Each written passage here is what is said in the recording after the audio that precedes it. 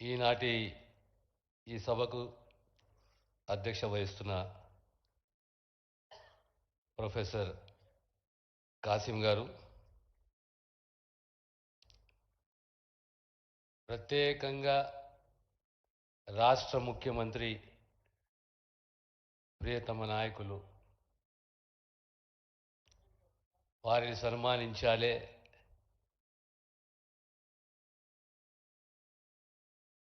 4-5 దశాబ్దాల కల సాకారమైంది.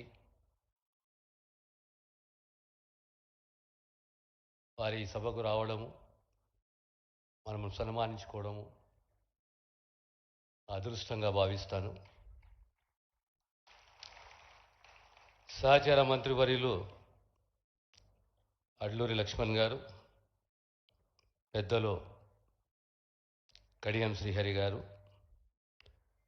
సహచర ఎమ్మెల్యే లక్ష్మీకాంతరావు గారు, వీరేశం గారు, యాదయ్య గారు, మిత్రుడు సంపత్ కుమార్ గారు, ప్రీతం గారు, మిత్రులారా, నాయకునికి ఒక కమిట్మెంట్ ఉండాలి.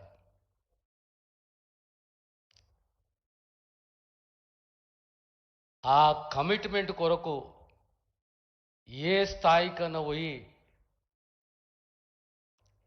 దాన్ని సాధించే దిశగా రాజకీయాలుంటే ప్రజల హృదయాలను తాకే నాయకుడైతాడు.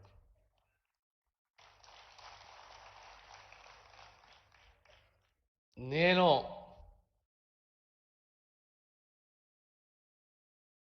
మన ప్రియతమ నాయకుడు ముఖ్యమంత్రి గారు ఎప్పుడు కూర్చున్నప్పుడు, ఇప్పుడు కాదు, 4 ఏళ్ల కింద 5 ఏళ్ల క్రితం,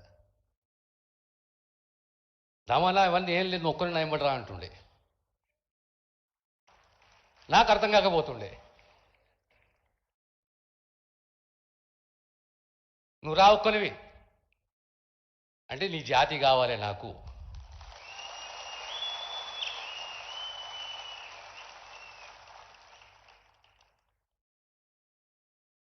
ఆ కమిట్మెంట్ చూశాను.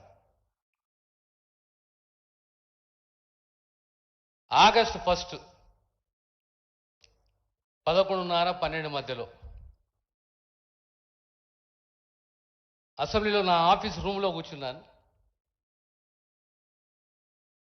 విలేకరులు మిత్రులు ఉన్నారు, పాత్రికేయులు.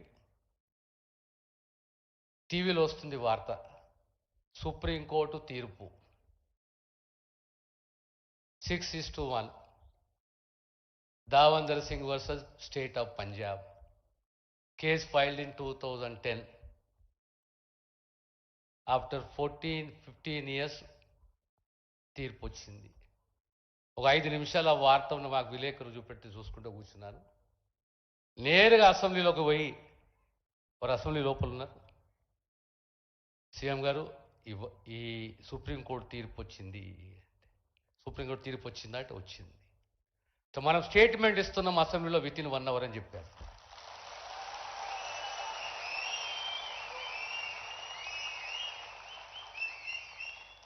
అంటే 4 ఏళ్ల క్రితం 5 ఏళ్ల కింద దమన నువ్వు ఎంబడి ఉన్నదానికి అర్థం ఇది.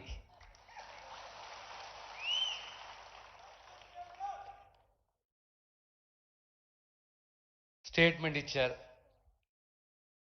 ఏ government which has reacted within 1.5 hour on a supreme court judgement.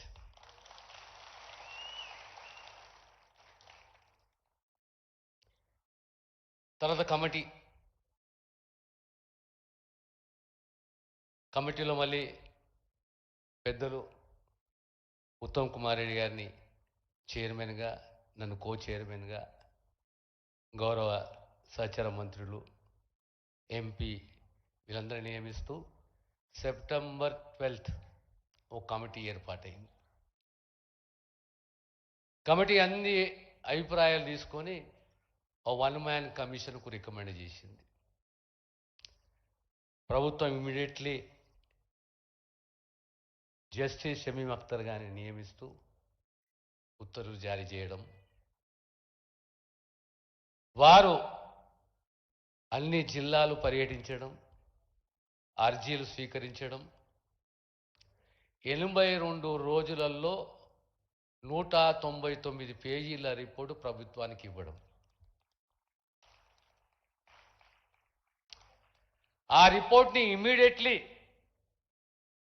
క్యాబినెట్లో పెట్టి, 2 రోజుల జాప్యం కాదు, ఒకటే రోజు క్యాబినెట్లో పెట్టి క్యాబినెట్ ఆమోదించడం.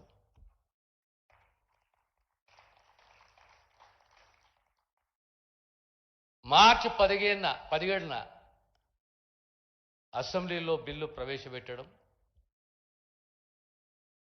ఆ రోజే బిల్ పాస్ కావడం, 18న కౌన్సిల్లో బిల్లు పాస్ కావడం, ఏప్రిల్ 14న 15/2025 యాక్ట్ రావడం. ఈ పూర్తి ప్రక్రియ 8 మాసాలు. Entire process took about 8 months, right from the statement made by the Honorable Chief Minister on the floor of the House to the bill becoming an act.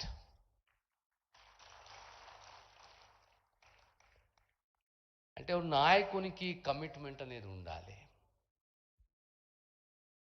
అందులో ఏ pressure ఉండే, ఎలాంటి pressure ఉండే, ఎంత ప్రమాదకరమైన ప్రెషర్ ఉండే, ఆ ప్రెషర్ని తట్టుకొని ఇది నా కమిట్మెంటు, ఇది నేను తీర్చిస్తా, ఖచ్చితంగా చేస్తా అని చేసి చూపెట్టిన ఘనత ఆ నాయకత్వం రేవంత్ రెడ్డి గారు.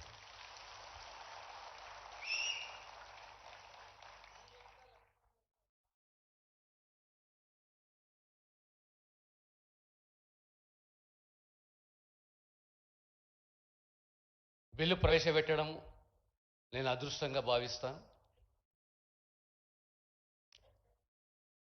బిల్లు యొక్క ముఖ్య ఉద్దేశము, లక్ష్యము, ఎయిమ్స్ అండ్ ఆబ్జెక్టివ్స్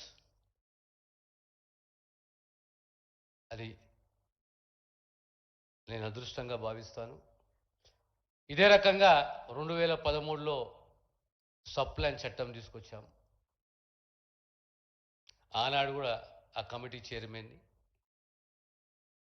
ఆనాడు యాక్ట్ తీసుకొచ్చాము. ఇక 2-3 ప్రధానమైన అంశాలు చక్కగా పెద్దలు కడియం శ్రీహరి గారు చెప్పారు. విద్య యొక్క ప్రాధాన్యత. నేను ఆలోచన చేస్తుంటే ముఖ్యమంత్రి గారు ఎందుకు ఎడ్యుకేషన్ డిపార్ట్మెంటే పెట్టుకున్నారని చెప్పేసి. అంటే it shows the commitment of the leader towards education, the importance of education, importance of education. ప్రతిసారి ఒక మార్పు రావాలి. Quality education, skilled education, nutritious food, comfort to the student, security to the student అనే ఒక్క కాన్సెప్ట్లో వారి ఆలోచన. ఏ నాయకుడైతే, ఎందుకంటే సమాజంలో 3 శాఖలు చాలా ముఖ్యమైనవి. ఒకటి విద్య, రెండోది వైద్యము, మూడోది సోషల్ సెక్యూరిటీ. దీనికి కమిట్మెంట్ ఉండాలి నాయకత్వానికి. నాకు హెల్త్ ఇచ్చినప్పుడు నేను ఆశ్చర్యపోయాను, ఇంత పెద్ద శాఖ, ఇంత కాంప్లికేటెడ్ శాఖ నేనేం చేస్తాను అని చెప్పేసి.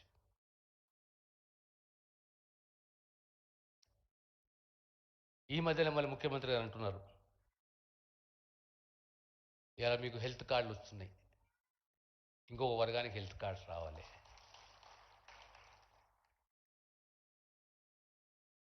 Health and education, quality education, skilled education, it is a responsibility of the government. Health of the common man is the responsibility of the government. ఈ రెండు ఖచ్చితంగా ప్రభుత్వం బాధ్యత తీసుకోవాలి. దానికి మా ముఖ్యమంత్రి గారు, మా ప్రభుత్వం కట్టుబడి ఉన్నది, కమిట్మెంట్ తోటి ఉన్నది.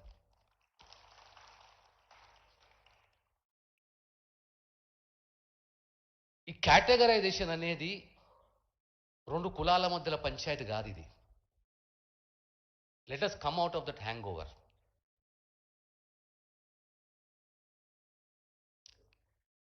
It is social inequality. Supreme court ఏమన్నది?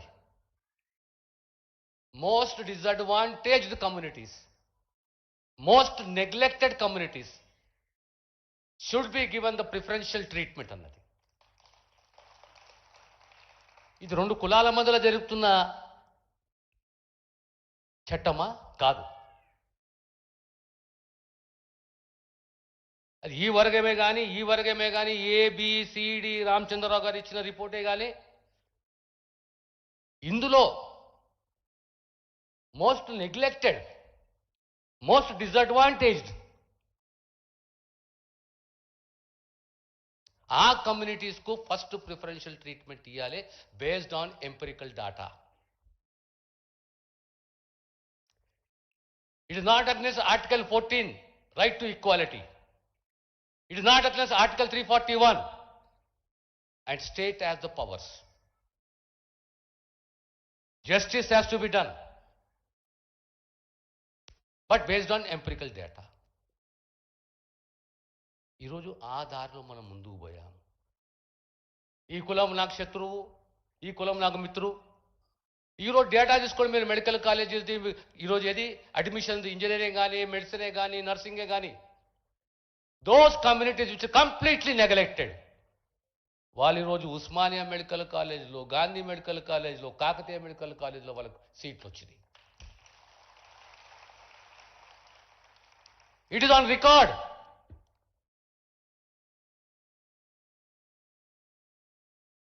ఇది బాబాసాహెబ్ కల నెరవేరింది. ఓ 10 ఏళ్ళు చేయూతని సీఎం గారి దృష్టికి తీసుకొస్తున్నా. దోస్ ఫ్యామిలీస్, నేను మొన్న పోయిన మా ప్రాంతానికి జోగిపేట, మొన్న మున్సిపల్ ఎలక్షన్లో కూర్చున్నా.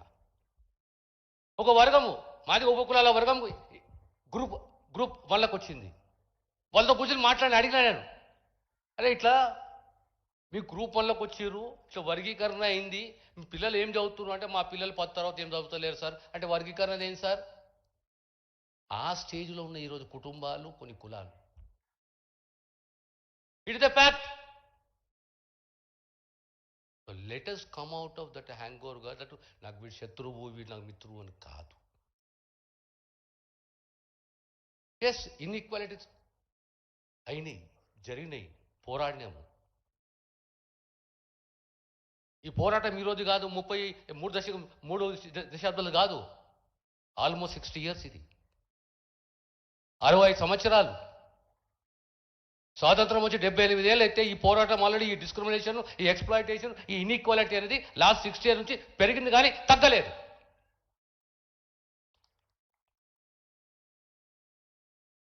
ఈరోజు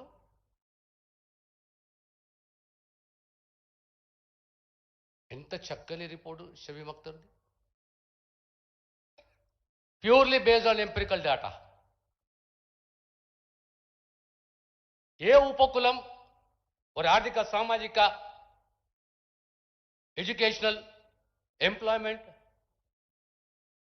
ప్రొఫెషన్, దీని ఆధారంగా ఎక్కడున్నారు వాళ్ళు, ఎక్కడ పెట్టాలి వాళ్ళని? దాన్ని కూడా కోర్టులో ఛాలెంజ్ చేశారు.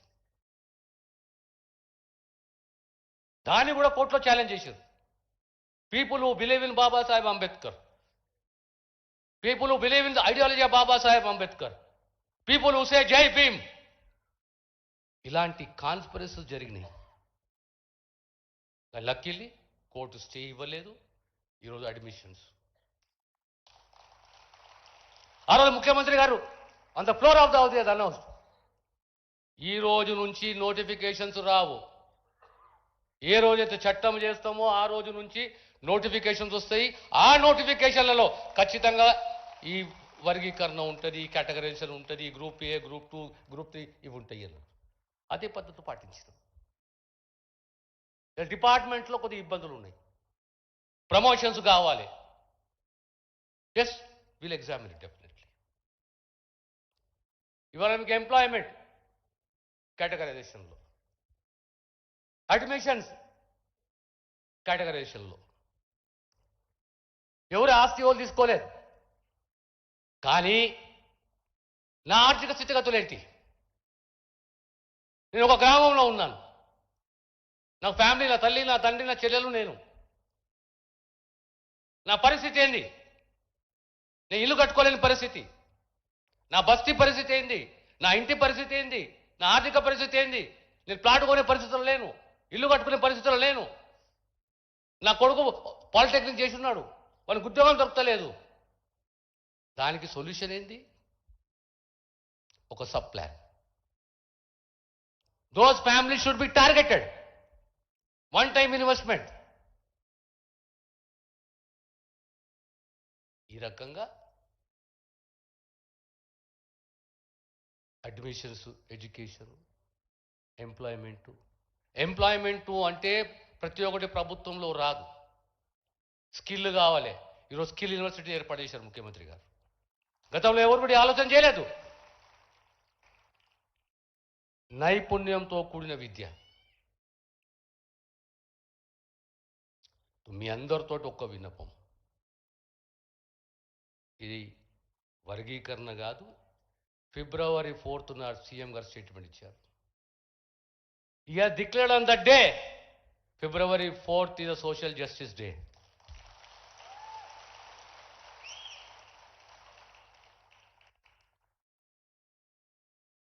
ఎలాంటి రాగద్వేషాలకు తావివ్వకుండా those communities should be lifted which are at the most disadvantaged stage.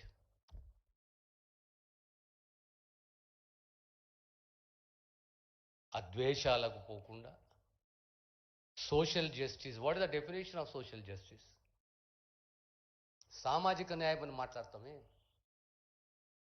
చేయూతనివ్వు. What best you can do? Pay back to your community, pay back to the society. నేను దాటిపోయినా, నాకు సంబంధం లేదు, నాకు బంధం లేదు, నో. ఆ కల్చర్ డెవలప్ చేయండి, where less criticism, more work. You carry a vision, you carry a commitment, you carry an ideology.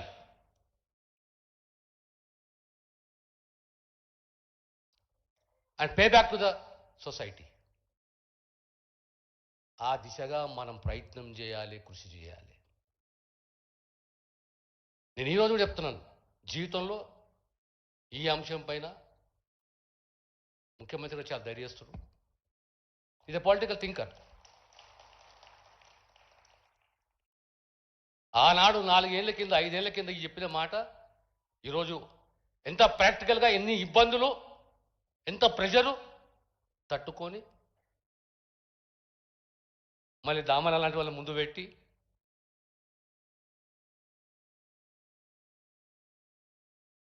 Successful, విజయవంతంగా. Again I'm telling you, heart of my heart, మనస్ఫూర్తిగా అంటున్నాను sir, on behalf of these communities, I will not mention one community.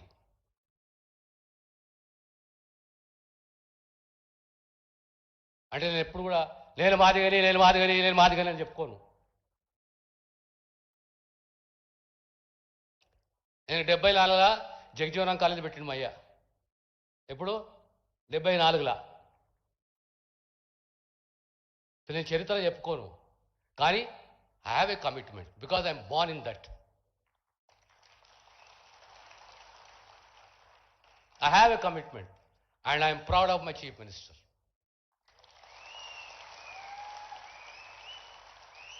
His commitment, a commitment where he faced a lot of pressure,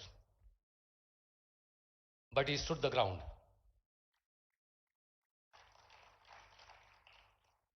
మిగతా ఏ issues ఉన్నా ఎంప్లాయీస్కు సంబంధించినవి వేరే అంశాలు ఏదున్నా ఈ ప్రభుత్వం మీ ప్రభుత్వం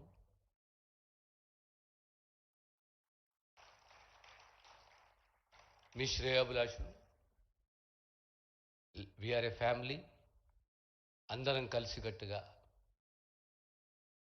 for every issue deliberations is the pathway. For any issue or every issue, a discussion is the pathway. Is the way out. వందల కొన్ని అయితే కొన్ని కావు కానీ అటెంప్ట్ చేయాలి ప్రయత్నం చేయాలి ప్రెజెంటేషన్ చేయాలి రిప్రజెంట్ చేయాలి ఇట్ ఇస్ మీ బాధ్యత.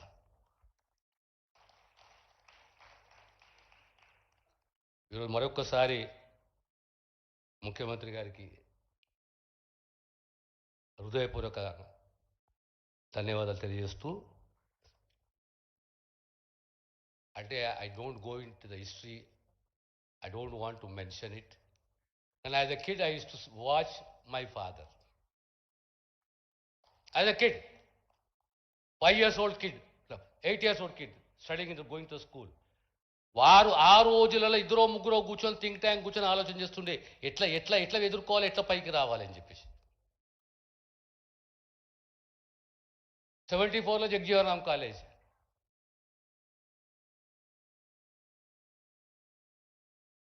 ఒక నాయకత్వం ఒక కాలేజీ పెడితే ఇంకో నాయకత్వం ఇంకొక కాలేజీ పెట్టింది.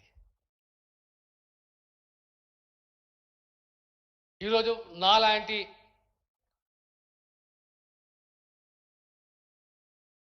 వ్యక్తికి ముఖ్యమంత్రి గారు పూర్తి నమ్మకంతో నాకు ఆ బాధ్యతలు ఇచ్చిండ్రు. అందుగురించి మీతో అన్నాను, నేను అదృష్టంగా భావిస్తాను. ఎందుకంటే I have been observing this last 50 years. మీరేమో 30 సంవత్సరాలు 30 అంటారు. నాకు సంతోషం, మీరు గానే ఉన్నారు, ఇంక ఎక్కువ ఉన్నాయన్న.